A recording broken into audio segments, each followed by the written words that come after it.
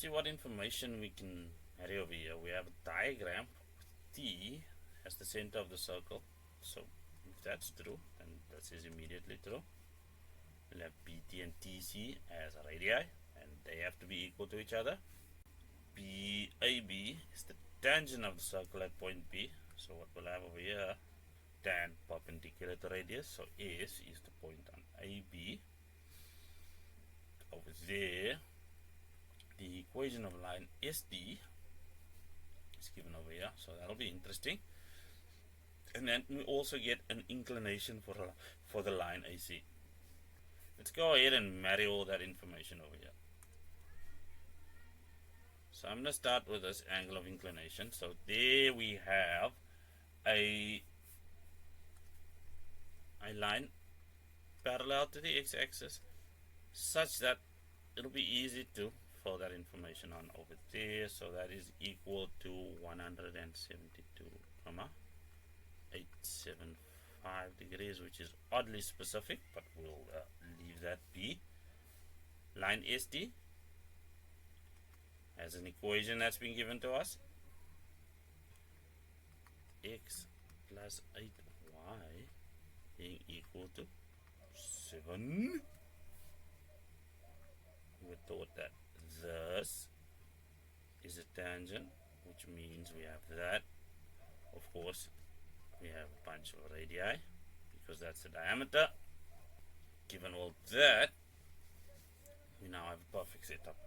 So first things first, determine the coordinates of T. So T, being the center of the circle, is going to be dependent upon that defining equation for the circle. All we need to do then there is some square completion. So we'll have x squared plus 12x. So that's me rearranging these two. And it's not plus, it's minus. Then we'll have the y's together. So that'll be plus y squared minus 2y. And then of course we'll immediately transpose this 8, which means we'll have 8 on the other side. Square completion then depends only on this middle term, because what we'll do is we'll take it, and that's minus 12 divided by 2, and then square it. Of course this gets added, which means what we do to the left will have to be done to the right. So we'll have minus 12 over 2 all squared.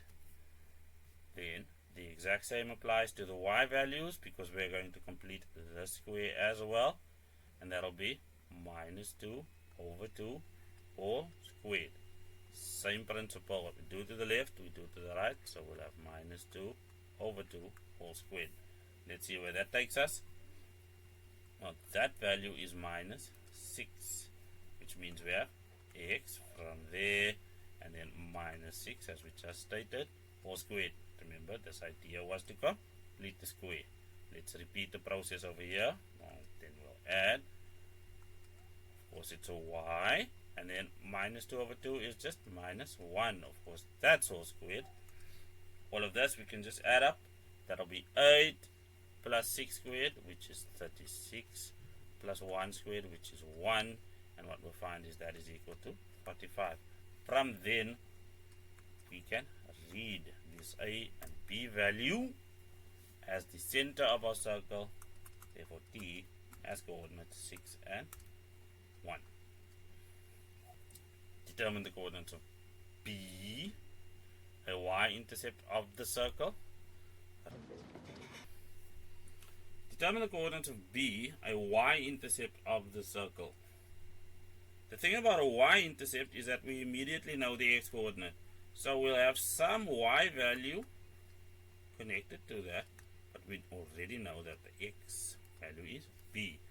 For that, we'll directly use our clean given equation for the circle, which states x squared plus y squared minus 12x minus 2y minus 8 is equal to 0. What is good is that 0 squared is just 0, and minus 12 times 0 is just 0.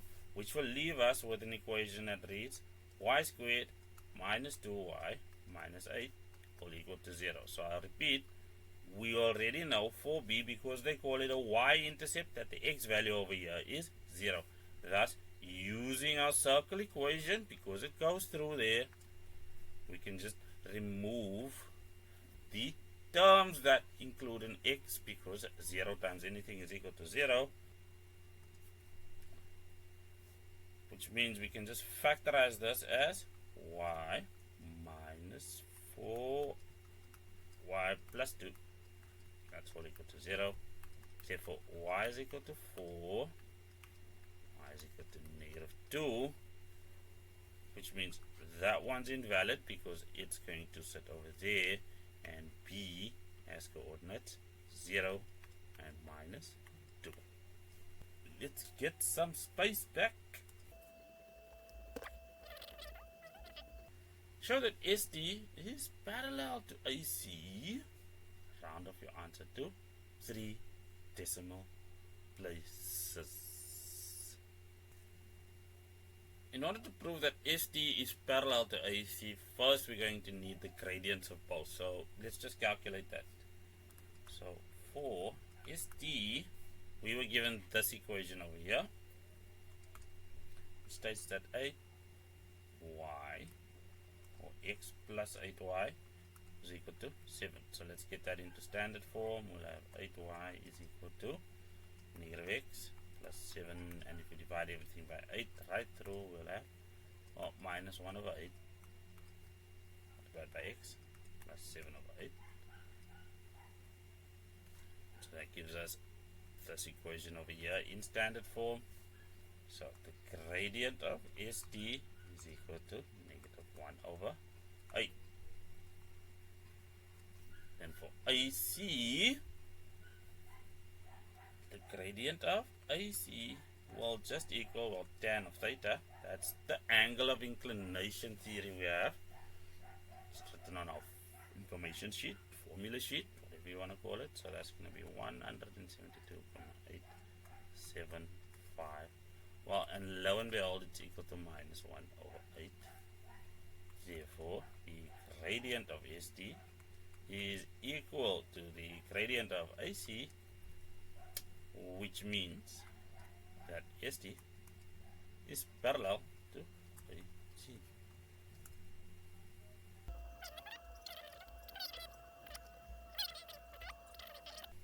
It is further given that SD squared is equal to 65 and the coordinates of A are minus 4 and K.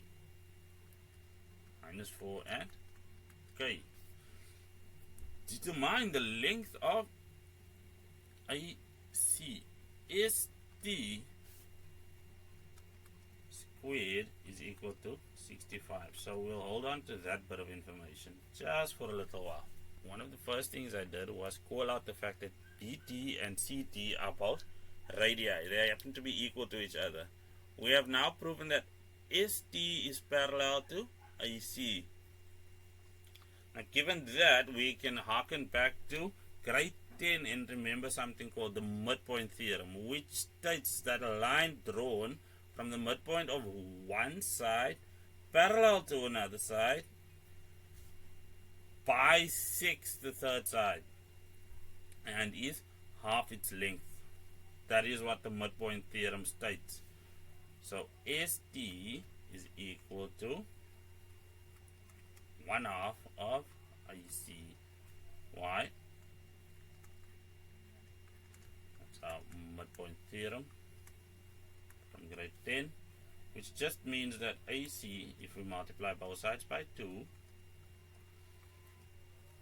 is equal to 2 times ST. And thus ST is equal to what? Well, the square root of 65. We will ignore the negative value of the negative square root because we are dealing with a physical length over here. So that's just going to be 2 multiplied by the square root of 65. That's the length of AC. 2 times the square root of 65. Now, the next thing we need is the coordinates of C. And like previously done, we are just going to use observation for that. So the x coordinate of C will be, let's see, to get to T, because it's the center of the diameter along which we're going to move over here. That is why the midpoint theorem counts. From 0 to 6, that's 6 units to the right. So we need to move another 6 units to the right. So 6 plus 6 gives us 12. And then from minus 2 up to 1. Well, 1 minus minus 2, that gives us plus 3. So in order to get to C, we need to add another 3 units vertically up, and 1 plus 3 is just 4. Again, I will reiterate, you can use the formula on the formula sheet for the midpoint and use it in a way that is fit for purpose over here, or you can just do the observational logic, whichever floats your boat. The value of k, if k is greater than 4. Well, we do have a length for AC right over there, and beyond that we now have the coordinates of C, which means if we plot and plug everything into the distance formula, we should be able to get what is required of us.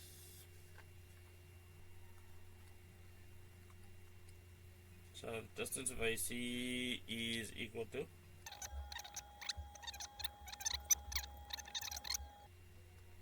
4. 2 squared is 4 multiplied by 65, because the square root of something squared.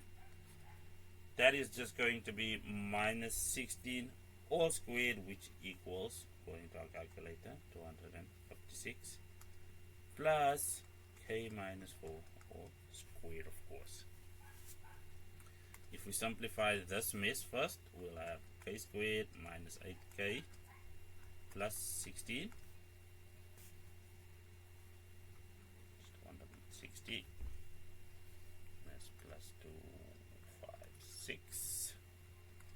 Well, if we simplify all of this, we'll get k squared minus 8k. Subtract 260 from both sides. That'll give us minus 4, and then 16 minus 4 gives us plus 12. Factorizing gives us k minus 6, k minus 2, therefore k is equal to 6, or k is equal to 2. Remember, however, that we were given a restriction. K must be greater than 4, therefore that is the value we are after.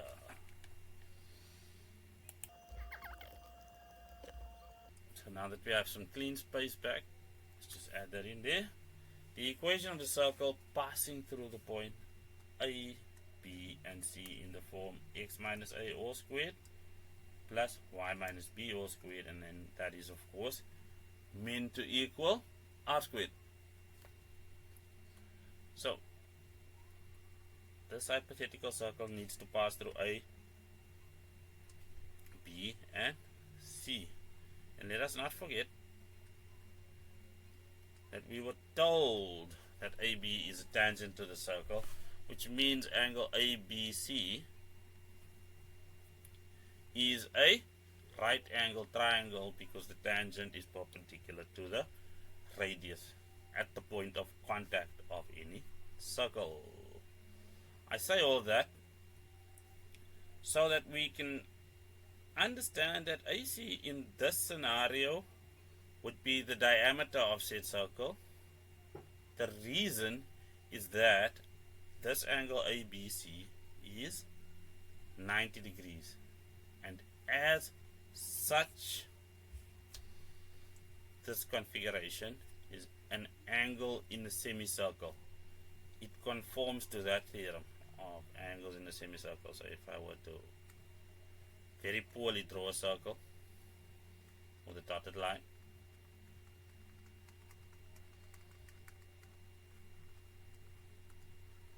so that's a very poorly drawn circle over there.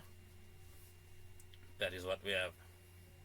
So what does that mean? Well, it means it's going to be a question of just finding the midpoint of AC. So the midpoint of AC, what will we have? Well, that's minus 4 and that's 12. If we add that up, we get 8. And 8 divided by 2 gives us 4.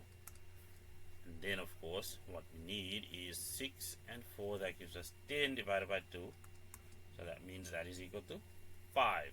We do have the length of that. But because this is r squared, what we need is r first. So that is 2 times r. So AC is equal to 2 times r. For my radius is equal to, well, square root of 65, and r squared is equal to 65. Thus is then quite simply x minus 4 all squared plus y minus 5 all squared, and that's all equal to 65. So that is direct use of Euclidean logic to solve an analytical geometric problem.